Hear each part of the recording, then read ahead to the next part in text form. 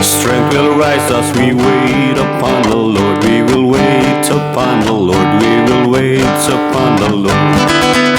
Strength will rise as we wait upon the Lord. We will wait upon the Lord. We will wait upon our God. You reign forever. Our hope, our strength, deliverer. You are the everlasting God, the everlasting God. You do not faint, you won't grow weary. You are the defender of the weak. You comfort those in need. You lift us up on wings like eagles.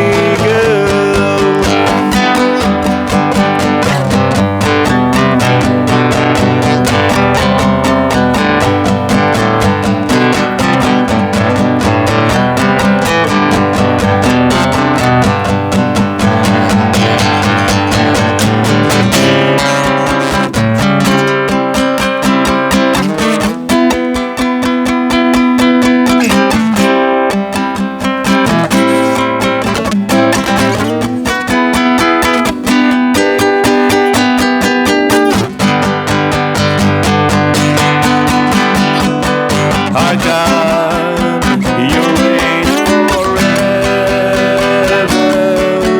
Our hope, our strong deliverer. You are the everlasting God, the everlasting God.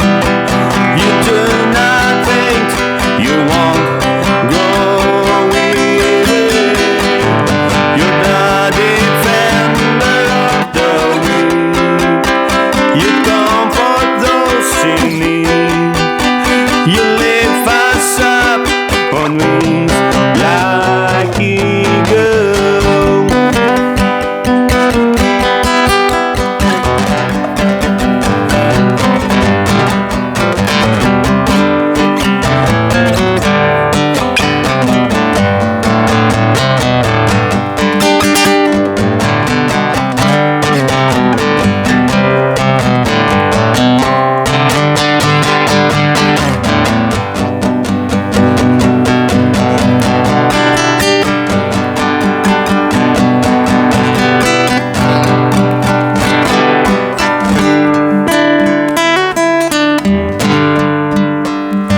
Our God, you reign forever.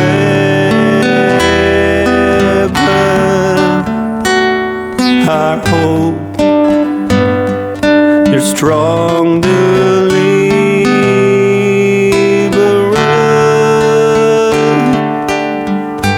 You are the everlasting God, the everlasting God. You do not faint, you won't go weary. You're the defender of the weak. You comfort those in need. You lift us up on wings like eagles.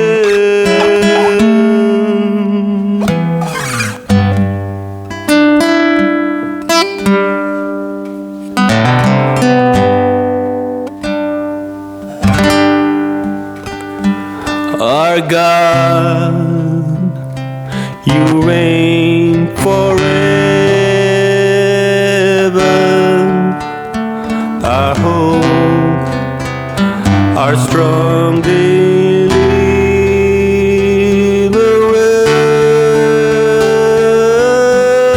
You are the everlasting God, the everlasting God.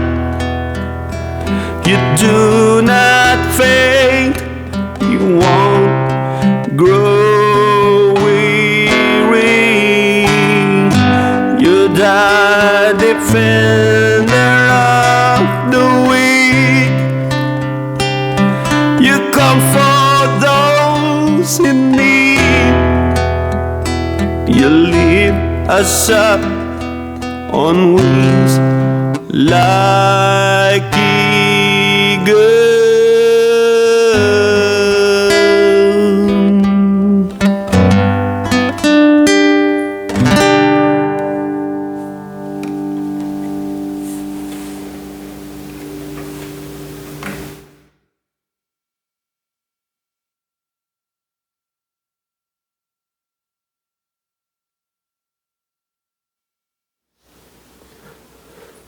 Hello sa inyo.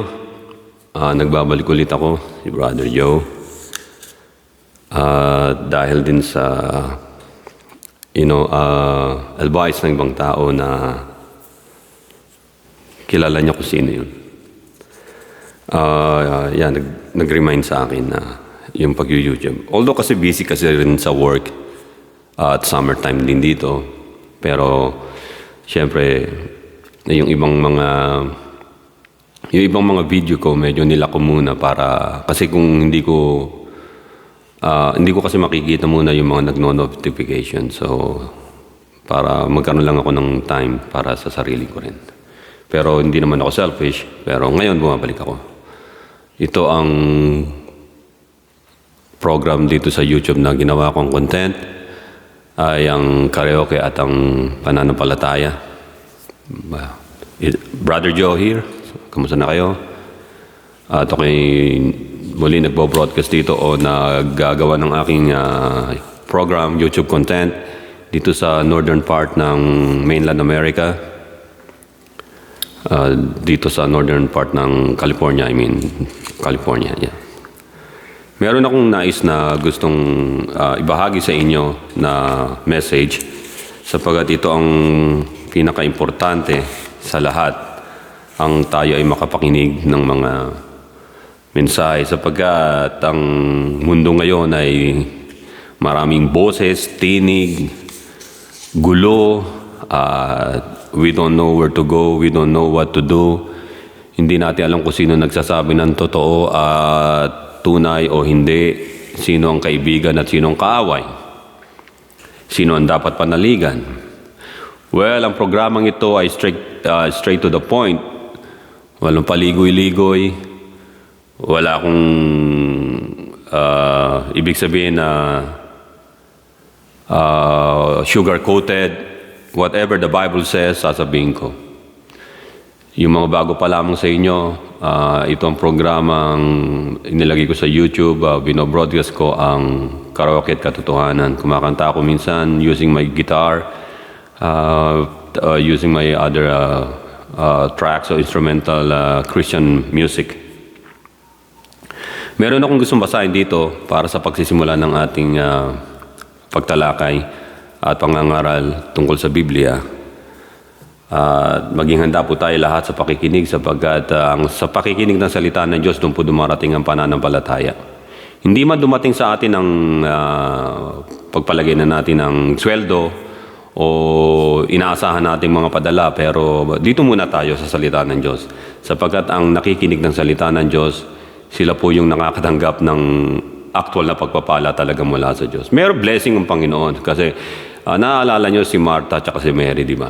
Si Martha, abalang-abala siya sa paggagawa sa tahanan niya kasi dumating ang mga alagad at ang Panginoon sa Kristo sa tahanan nila. At ang kanyang kapatid na si Mary, ay siya naman ay prepared na sa pakikinig. Kaya sabi ng Panginoong Kristo kay yung isang kapatid ni Mary, Di ba? Sabi niya, Marta, Marta, abala ka sa gawain. Mas pinili ni Maria ang tamang bagay. Kasi nga, sinabihan niya, Panginoon, sabi niyo nga sa kapatid ko, tulungan ako rito sa paggagawa sa bahay. Nandun ang Panginoon eh. Hindi, kaya makikita natin ng Panginoon, hindi importante sa Kanya kung anong iahanda mo sa Kanya na pagkain o, o sa mga alagad niya. That's not important. Ang important ay yung Word of God. Kaya sinabi ng Panginoon, mas pinili ni Mary ang nararapat, ito hindi aalis sa Kanya. Marta, Marta. Ngayon nalaman ni Marta yun. Natauhan siya. Oo nga, no.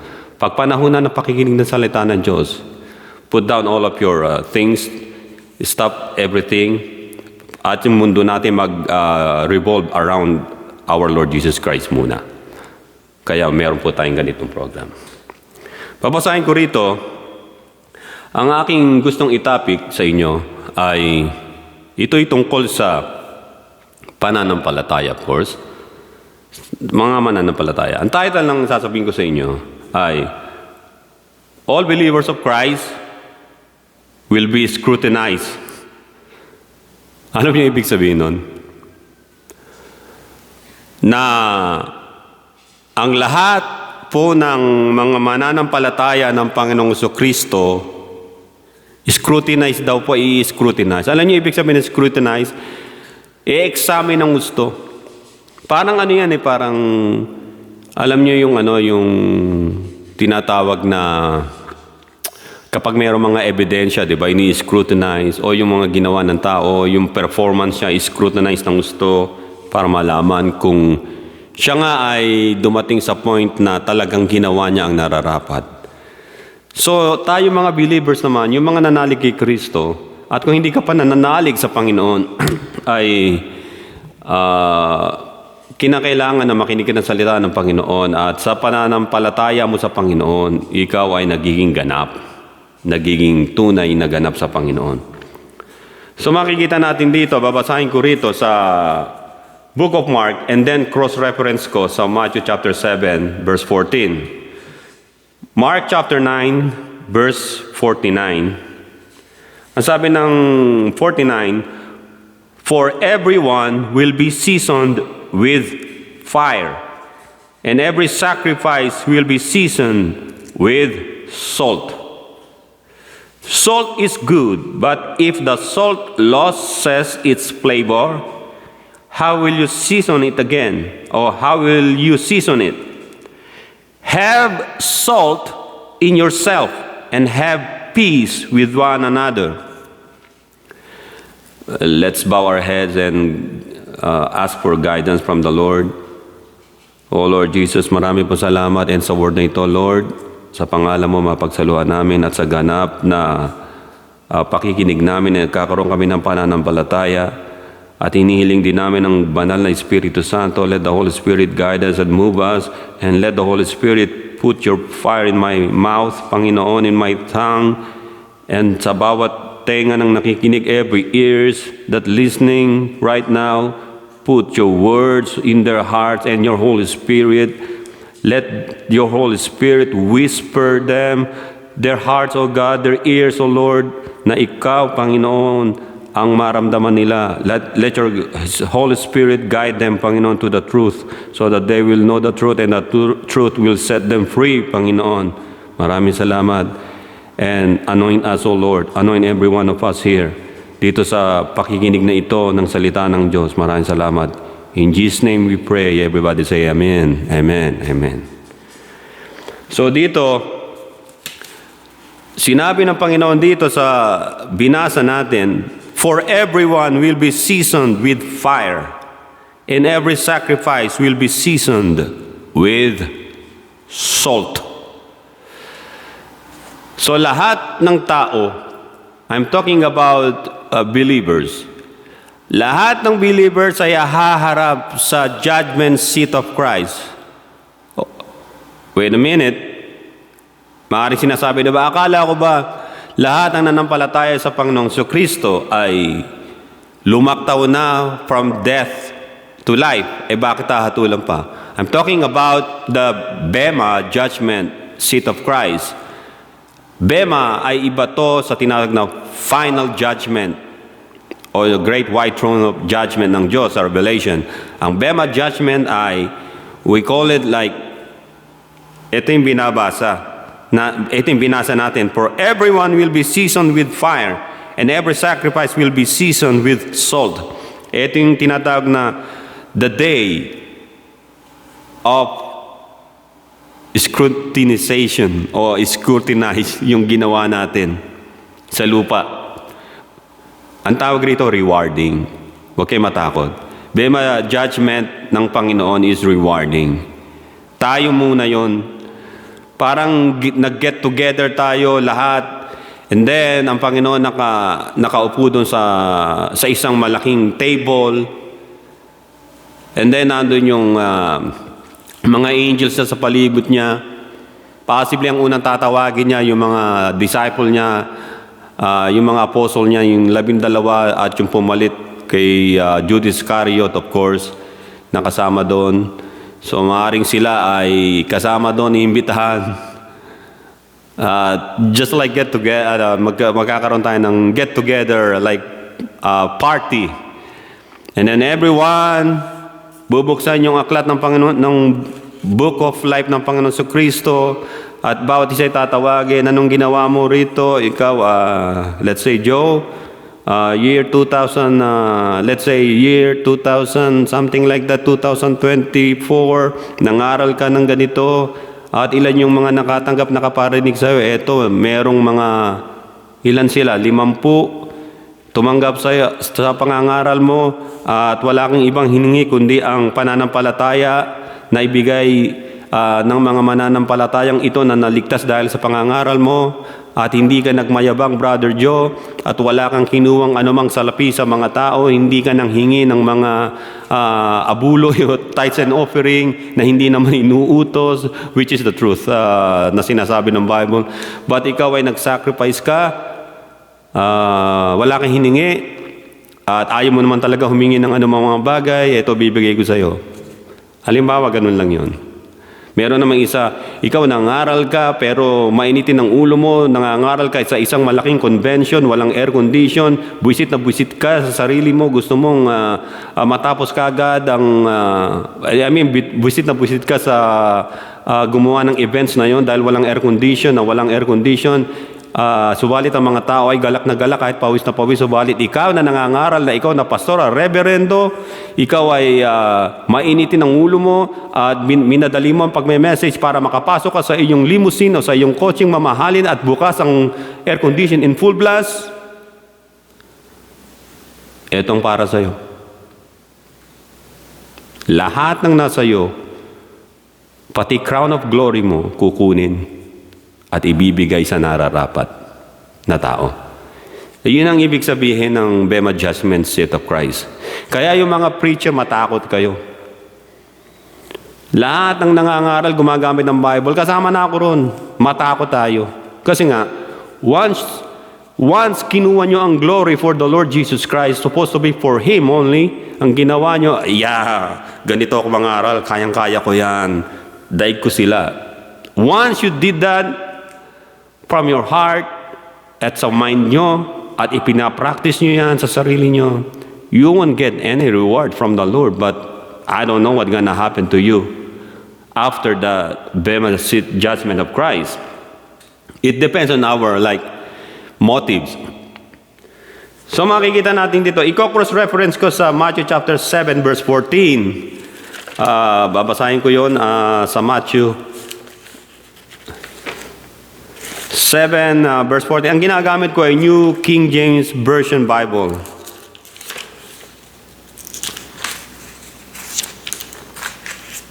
Seven 14, isang page lang. 7:14. Verse 13 muna, unahin ko. Enter by the narrow gate, for wide is the gate, and broad is the way that leads to destruction. And there are many who go in by it, because narrow is the gate, and difficult is the way which leads to life, and there are few who find it. Grabe to. Sa mga movie, di ba? Pag binubuksan daw yung pintuan ng langit, ang laki-laki ng gate, Talagang makakapasok ka, takbuhan ka agad yung mga papasok. Sa movie lang yun, sa Hollywood. Pero in actual heaven, the gate is so narrow. Sa tingin ko, isang tao lang makakapasok doon eh. Isahan lang, hindi sabay-sabay. Sunod-sunod sila, talagang nagpa-follow sila ng line. Parang ano yan eh, yung sinabi ng Panginoon na mas mahirap pa daw ang isang mayaman na pumasok sa eye of the needle. Yan yung eye of the needle. Mas easy pa raw ang isang camel na pumasok sa butas ng karayom kaysa sa isang mayaman. Di ba nasa sinabi ng Panginoon yun? Ano yung eye of the needle? Kasi sa Petra noon, yung Traveler's Lodge Inn, yung mga nagla-lodge ng nagtatravel sila, merong silang ginawa parang building, parang mata ng karayom, parang pa ganun. Parang Victorian style ganun. Yung pabilog na ganun, parang tunnel. Ayun talaga, pumapasok talaga yung mga camel doon. Kasi doon pinapainom, para yun ang station nila sa mga camel, yung mga travelers. Yung mga mayayaman, hindi sila pumapasok doon. Kasi for camel only yun, they don't wanna do it. They don't wanna go inside. Doon sila sa isang room na spacious para sa kanila, yung para sa kanila na pang mayaman. So, mabuti pa raw ang camel pumapasok doon sa eye of the needle. Kasi yung mga camel, bakit hinalin tulad ng Panginoon sa camel yung makakapasok? Kasi ang mga camel, laging uhaw yan sa tubig. Nagbabao ng reserbang tubig yan. Yung water, nagiging fats yun sa likod nila, di ba? Ayun ang ibig sabihin nun. Pero yung mayaman hindi papasok. Kasi para sa kanila is a disgrace na pumasok sa narrow gate. But Jesus Christ said, enter through the narrow gate. Enter by the narrow gate. Sinasabi niya sa atin yun, enter by the narrow gate, not sa wide gate. Bakit sinabi ng Panginoon na lahat ng mananampalataya ay papasok sa narrow gate? Sufferings. Yun ang gusto ko ipunto ngayon. I-scrutinize tayo ng Panginoon yung mga ginawa natin accordingly how we handle sufferings sa buhay natin. Number one, sufferings of Christ abound in us. When you receive Jesus Christ as your Lord and Savior, as your Master, as your one and only hope, then sufferings came in, abound in us. Huwag kayong matakot kasi ang sufferings is a form of training. In this earth, we live in a training ground called suffering. Kaya sabi ng Panginoon sa Kristo na ang gustong sumunod sa akin, iwan niyang lahat. Anong kasunod nun? Must pick up his own cross. Pick up his cross. Joe, pick your cross up. Pick it up. And put it in your shoulder and follow me. So lahat tayo may cross. Burden natin yun. So sufferings of Christ abound in us according to 2 Corinthians chapter 1 verse 5. Ibig bang sabihin nito, hindi tayo mahal ng Panginoon, binibigyan tayo ng sufferings? No. Because if we don't walk, just Christ walk on this earth, and we keep on carrying heavy loads, bags, wealth, prestige, anything na makakahadlang sa atin, we will not enter into the narrow gate. Huhubarin mo pa rin yun. Parang daanan lang ng isang tao yun. Walang load, wala. Katawan mo lang talaga makakadaan. Huhubarin mo. So, pinagpaguran mo. Hindi tulad ng cross You bring your cross. And then when you're at the narrow gate, your cross, you leave your cross behind. Because you will enter. Doon ka na sa narrow gate. You don't need the cross to carry inside that narrow gate, which is heaven. Yun ang sinasabi ng Panginoon sa atin. The perfect example na-endured niya ang sufferings is si Job. Kung sinong sa inyong di nakakaalam kay Job, si Job, magandang buhay niya. Meron siyang asawa, materialistic. Masipang magtrabaho si Job, pero yung asawa niya, materialistic. May mga anak siya, ganon din, hindi sumusunod sa Panginoon. Hindi sila sumusunod sa salita ng Panginoon. Kaya ginagawa ni Job, nananalangin siya para sa mga anak niya at sa asawa niya, pero ganun pa rin. So, may burden siya sa family niya. Isang beses, yung mga anak niya, tinamaan ng kidlat, namatay, nawala yung ari-arian ni Job, nasunog. Ngayon, sabi ng asawa niya, so, hindi ka na mayaman ngayon. Oh, wala ka na. Useless ka na. Hindi pa susumpay ng Diyos mo? Anong religion ka pa ngayon? Anong Christian ka o Kristo na sinasabi mo? Parang ganun ngayon. And then Job said, hindi tatanggap tayo ng pagpapala sa Panginoon, pero hindi tayo tatanggap ng sufferings o affliction o pagsubok. Iniwan siya ng asawa niya. Nag-isa si Job. Hindi lang yun. Nagkaroon siya ng sugat. Yung pottery, yung basag-basag, kinakamot niya. Nagkaroon siya ng skin disease, Makati. Hindi niya kayang pagdali ng sarili niya sa ospital o paggamot. Umiyak si Job. Pero nanatili siya, yung sufferings niya na sinasabi niya, I shall come forth, at sabi niya, because God knows the way we used to go. Basahin nga natin yung ano na yun, yung verse na yun sa Job.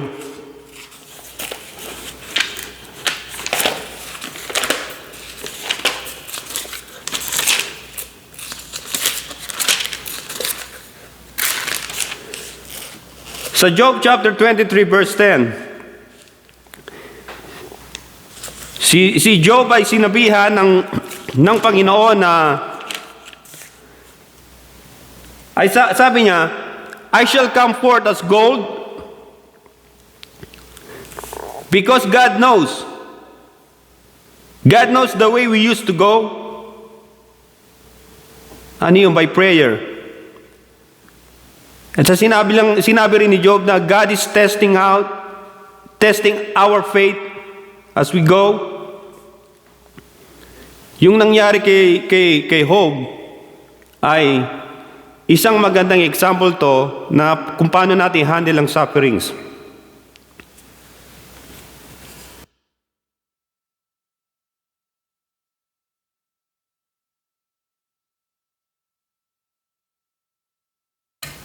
Basahin nyo na lang yun sa chapter 23 verse 10.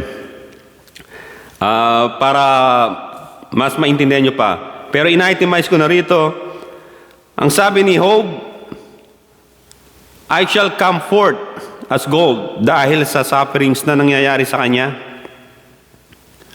Parang tulad niya, pinupurify siya ng Diyos.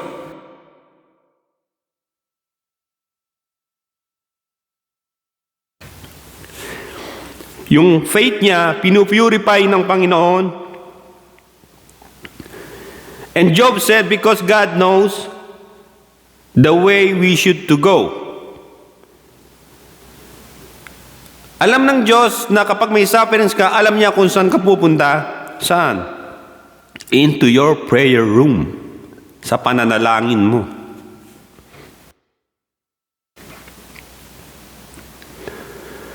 Kapag nanalangin tayo at yung sufferings natin ay patuloy nating sinasabi sa Panginoon, if it is your will, O Lord, kasi nga, di ba sa book of Romans din, wala raw mga sufferings o pagsubok na binibigay sa atin na hindi natin kaya. This is just a training ground for us as Christian, ang mundong ito. God is testing our faith as we go. Habang naglalakad tayo sa ibabaw ng mundong ito. Pangalawa, bakit tayo scrutinize ng Panginoon ang ating pananampalataya? After confessing Jesus Christ as our Lord and Savior, then sufferings are forming us, conforming into Christ's image. Hebrews chapter 10, verse 32. Verse 32 says of Hebrew, but recall the former days. But recall the former days. Again, tandaan daw natin ang mga nakaraan, mga araw o panahon, in which after you were illuminated, matapos tayo maliwanagan, makakilala sa Panginoon, na-illuminate tayo. You endured a great struggle with sufferings.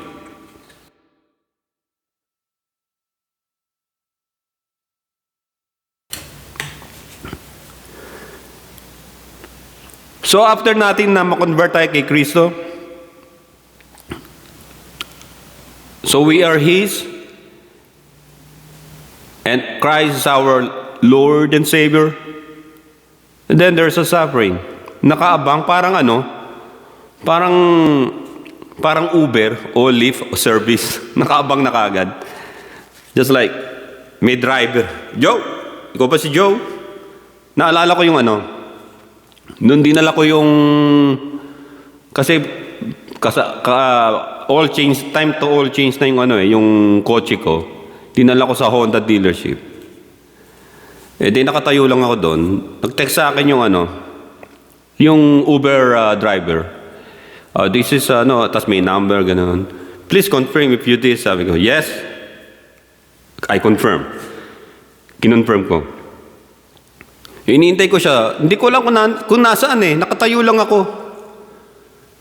Hindi ko siya napupuna kung sino ron. Sabi niya, kulay gray na car. Kasi sinasabi yun para alam mo kung siya yun. Ang daming gray kasi dealership yun. mukhang yun Mukhang ako pa paglalakarin doon kung saan siya nakaparada. Pero hindi ako maalis doon sa customer's lounge. Sa gate, sa door. Sabi ko, where you at? Tinext back ko. Gray. Sabi ko, we have a lot of gray car here around me. What car?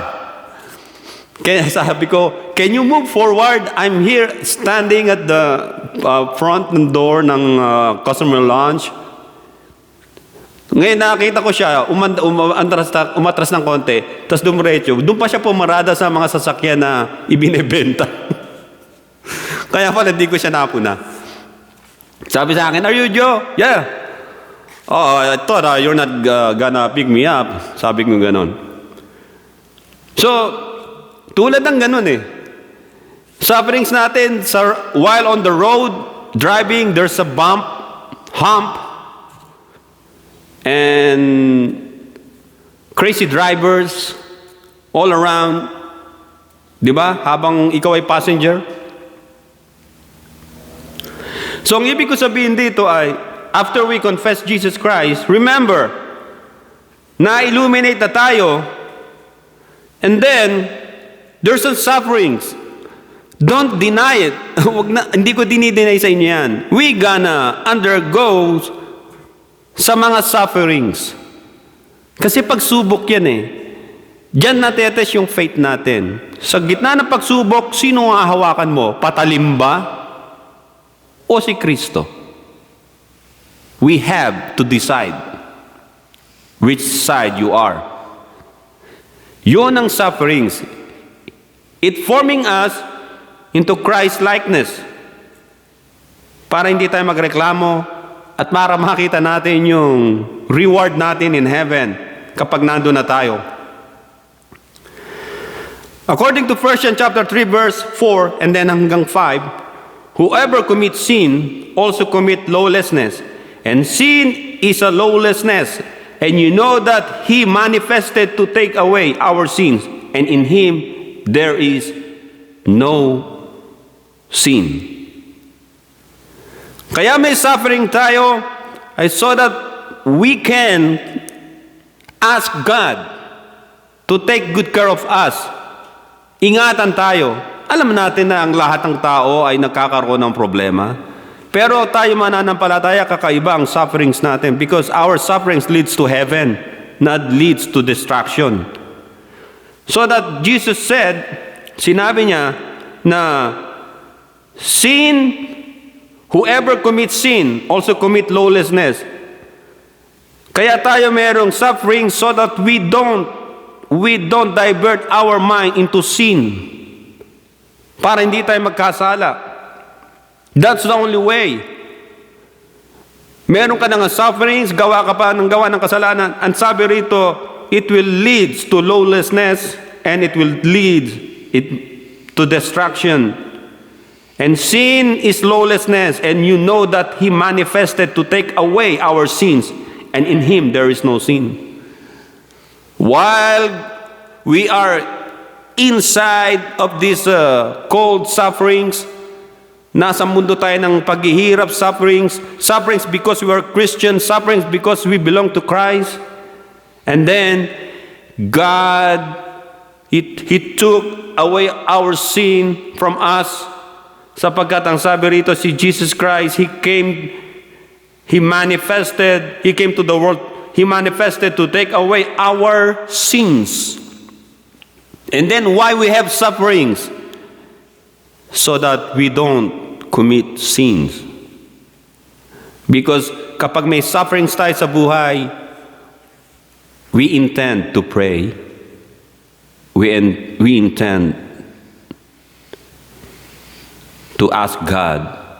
At hindi lang yun. Nagpapakumbaba tayo. We learn humbleness and humility.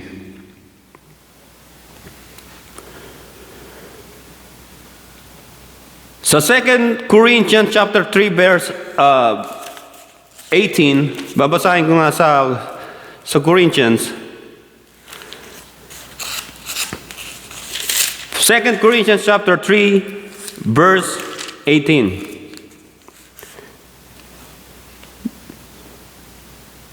But we all, with unveiled face, beholding as in a mirror the glory of the Lord, are being transformed into the same image from glory to glory, just as by the Spirit of the Lord. Dahil may sufferings tayo, and now we started to look in the mirror. Hindi yung literal na mirror. Mirror, reflection. Nire-reflect natin yung buhay natin.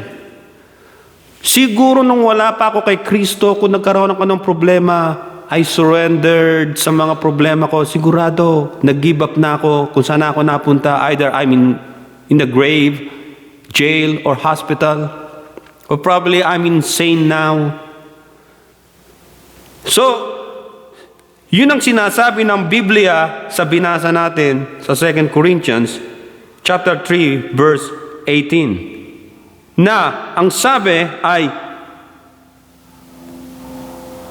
the glory of the Lord are being transformed into the same image from glory to glory, just as by the Spirit of the Lord. The glory of the Lord is, yun ang nagtatransform sa atin.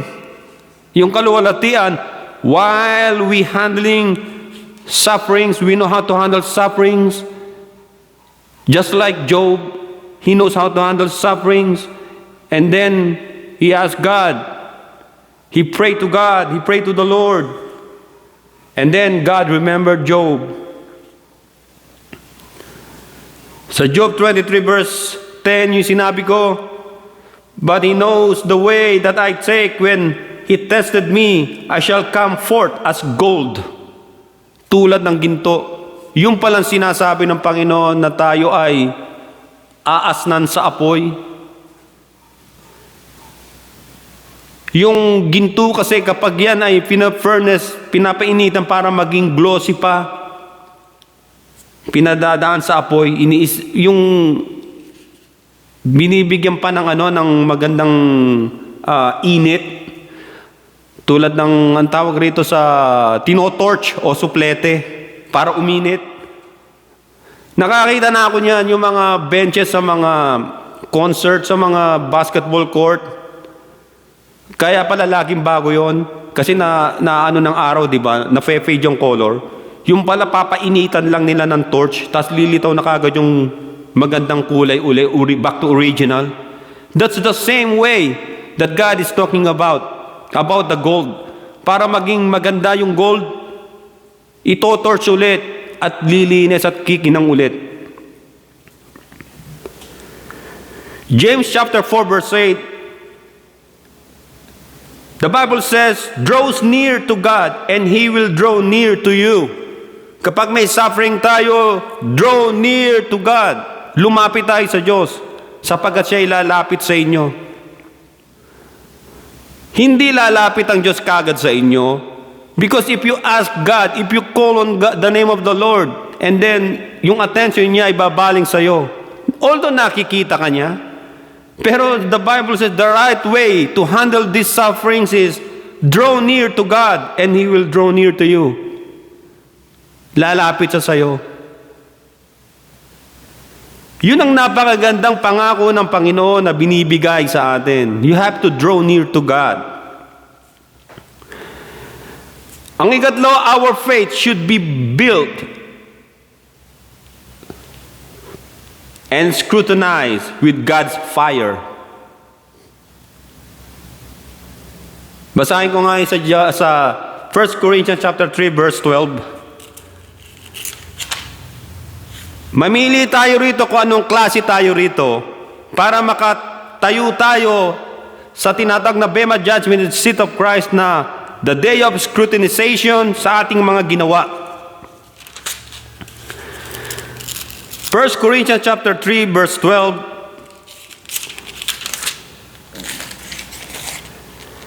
Verse 12 says, now if anyone builds on this foundation with gold, silver, precious stone, wood, hay, straw, each one's work will become clear, for the day will declare it, which is the Bema Judgment seat of Christ, because it will be revealed by fire, and the fire will test each one's work of what sort it is. If anyone work which he has built on it endures, he will receive a reward. If anyone work is burned, he will suffer loss, but he himself will be saved. Yet so as through fire, do you not know that you are the temple of God and the Spirit of God dwells in you? If anyone defiles the temple of God, God will destroy him, for the temple of God is holy, which temple you are. Ang sabi dito sa binasa natin na to, depende yan kung ano ka, kung ano ang stand mo na ginawa sa pananampalataya mo sa Panginoon, and then dumating ang sufferings. Marami daw na nagbibuild daw na ibang-ibang ginagamit na materials sa pagbibuild. May gumamit ng gold. Number 1 yung gold, tandaan nyo, gold. Silver, precious stones. Yung silver, precious stones, kapag dumaan sa apoy yan, nasunog yan, ang pangit yan, hindi nakikinang yan. Lalo na yung mga bato. Yung mga yan, nasusunog yan. Ultimo diamonds, pag sinunog talaga yan, sinsunog, at durug yan, madudurog pa rin. Precious stone daw, may gumamit noon, and then wood, hay, straw, mga kahoy, hay, mga damo, yung mga straw, yung mga damuhan, mga tuyong dayami, ginamit. Ganon ang kanilang stand every time they have sufferings. They're gonna burn.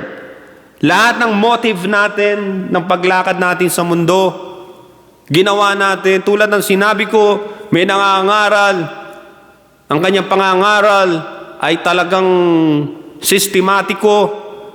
pero sistematiko rin ang kanyang mga ginagawang kalokohan, kabalustugan.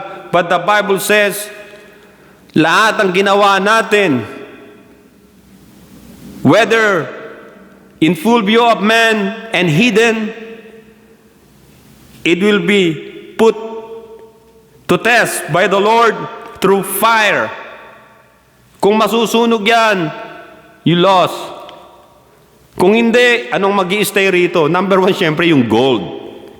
Kapag ang ano natin, ang motive natin, ang attitude natin, ang faith natin, just like gold, pure as gold, kahit dumaan sa fire, ay nag-glow pa rin. Nandun pa rin ang luster niya. Nandun pa rin yung kinang. Yung brilliance niya, pag tiningnan mo, gold. Kaya nga sa lansangan daw po ng Panginoon doon sa New Heaven and New Earth, doon sa tahanan ng Diyos, ang karsada ay gawa sa gold, hindi sa asfalto, hindi sa konkreto. Gold. Makinang. Sa Bema judgment na yan, diyan magkakaalaman. Makikita natin, maging sa verse 14 na binasa ko, yung work natin, which is life struggles, which He has built on it, endures, He will receive a reward. Makakatanggap ka ng reward. Paano mo hinandle ang sufferings? Lumapit ka ba sa Panginoon? At pumasok ka ba sa yung silid para manalangin lagi at idalangin yun? Ikaw ba'y nagpupuri pa rin sa Panginoon kahit na may sufferings ka? Maaaring ang sufferings mo ngayon, ng sarili mong magulang, condition ng yung mga condition ng iyong sarili ngayon, kalusugan, trabaho. Paano natin i-handle yun? Ang sabi ng Biblia, we must come and draw near to the Lord. James chapter 1 verse 2. James chapter 1 verse 12. James chapter 1 verse 12, babasahin ko. Blessed is the man who endures temptation, for when he has been approved, he will receive the crown of life which the Lord has promised to those who love Him. Pag nag-endures tayo ng temptation, ang sufferings, marami tayong sufferings. Sa sufferings na yan, kapag tayo lumalangkad na may sufferings, we carry our cross, the cross of Christ, dala-dala natin. May mga nag-cheered up dyan, may mga nang-iinsulto. And then, ang sabi ng Biblia, sometimes you have to, matetempt ka. Sasabihin, pahinga ka muna rito. Mabigat yung binubuhat mong cross. Nandito, marami kami pagkain dito, may beer din dito. Magpalamig ka muna. Iwasan mo muna yung buhay mo na yung Kristiyano na yan, yung Christian life mo. Mag-enjoy ka muna rito. Maging worldly muna tayo kahit paminsan-minsan. Let's do dirty dancing. Let's do this, let's do that, let's drink and drive. No. And sa Bible says, sa James chapter 1 verse 12, ang sabi rito, blessed is the man who endures temptation. For when he has been approved, he will receive the crown of life which the Lord has promised to those who love Him. Huwag mong pansinin yun. Diretso ka lang sa yung sufferings, carrying the cross, and then you will reach the narrow gate, and then you will put up the cross behind you, and then you will go straight inside the narrow gate, which is heaven. The last point is this.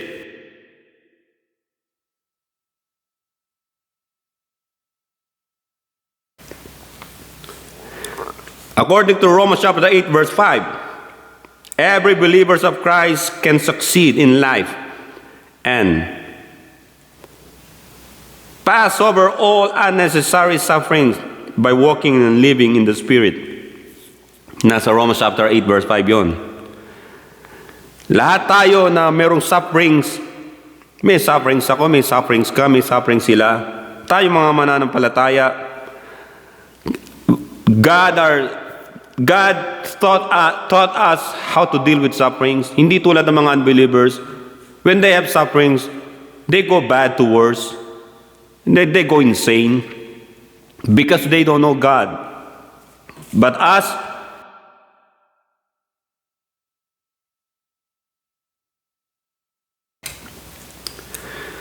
as Christian, there's a way how to deal with sufferings. In Romans chapter 8, verse 10, and if Christ is in you, the body is dead because of sin, but the spirit is life because of righteousness. Kapag nasa atin ang Panginoon Kristo, yung mga katawan natin, dead na sa kasalanan. Wala nang pakiramdam sa sin. Wala na tayong pakiramdam dyan.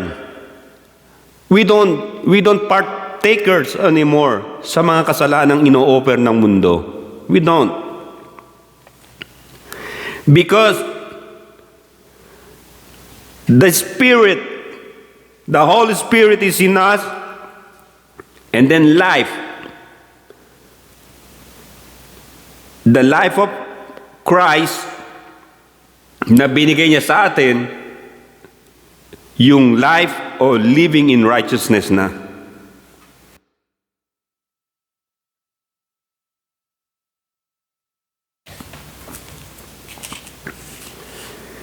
So ang paglakad natin sa spiritual na paglakad ay mayroong pahantungan.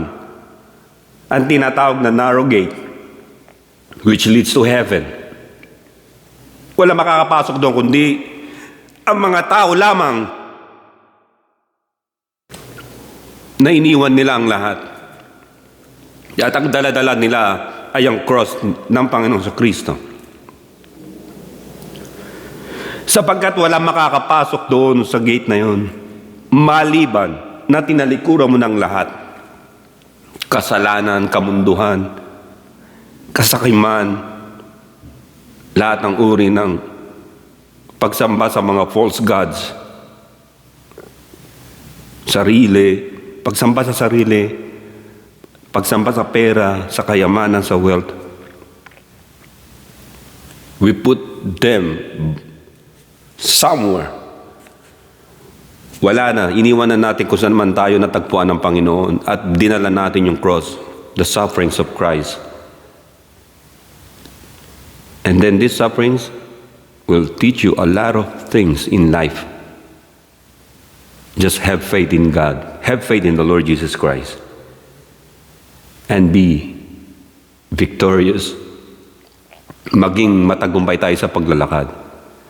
Sapagkat sa paglakad mo, ang mga angels sa langit ay nag-cheer sa'yo. May mga tao nang i-insult sa'yo. Subalit may mga tao na chini-cheer up ka. Keep walking, Brother Joe. Keep moving. The finish line is almost there. Keep walking. Don't mind these people. Don't mind mga nag-curse sa'yo o mga taong trying to stop you. Ini-stop ang pagiging Christian mo, mananampalataya mo. Keep walking. Because Christ is waiting right there. Mga kapatid, that's the only way we can succeed in life. Tanggapin natin na may sufferings tayo. But these sufferings will lead you to the narrow gate, which is heaven. That's the Bible says, and our Lord Jesus Christ said. Let's pray. Lord, maraming salamat. We thank you, Lord, for this message. Lahat kami, Panginoon, ay nagkakaroon ng sufferings. But these sufferings, Lord, ay part ng aming pagte-training mo sa amin dito sa lupa, dito sa mundo. Sapagkat hindi kami, Panginoon, mananatili sa mundong ito. Gusto mo na kami ay lumakad. We're just travelers, O Lord, sa earth na ito. Hindi kami taga rito, Panginoon. But sinabi mo, Panginoon, na we should carry our cross and follow your footsteps. Follow you, O Lord. And then we will reach the narrow gate which is in heaven. Maraming salamat, Panginoon. Sa mga hindi pa tumatanggap, pagpalayan mo sila. Tanggapin ka nila, Panginoon. At bigyan mo sila ng chance, Panginoon, na makapanalangin sa iyo ng pagtanggap. At sila, Panginoon, itanggapin mo rin sa iyong kaharian. Maraming salamat. Bless us, O Lord, with your blessing. Only good gifts from heaven above, from the Father of light. Maraming salamat. And guide us, O Lord, always with your Holy Spirit. This is all we pray in Jesus' name. Everybody say, Amen, Amen, and Amen. Maraming salamat sa inyo. At muli, ito yung kapatid si Brother Joe. Please subscribe and share niyo yung message na ito sa ibang mga Kristiyano and non-Christians, also non-believers. God bless sa inyo lahat. Again, sa susunod muli, abang po natin yung ibang video ko ba dito sa Karaoke at Pananampalataya. Ito yung kapatid sa Panginoon, si Brother Joe. To God be the glory. In Jesus' name we pray. Amen and amen.